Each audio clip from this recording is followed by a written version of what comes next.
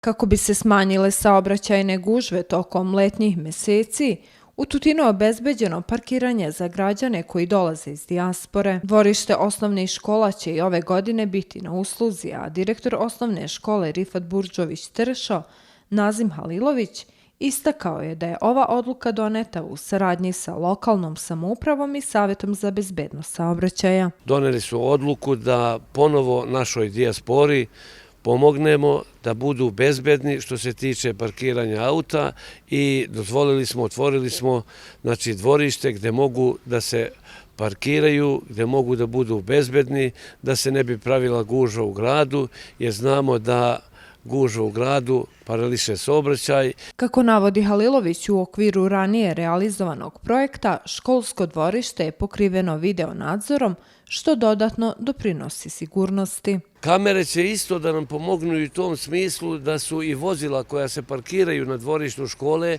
bezbedna, sve kompletno, znači bezbedna su i vozila i svi oni što parkiraju vozila tu mogu svakoga časa da budu sigurni da će im vozilo biti tu bezbedno. Direktor je demantovao navode da se parkiranje naplaćuje. To nikada nismo nikome naplatili. Ovo sve radimo zbog ljudi koji dolaze iz dijaspore, jer su nam stalno od pomoći i ti ljudi iz dijaspore stalno gledaju stvarno da pomognu ovaj grad, da pomognu školu, da pomognu i u tom smislu to i radimo.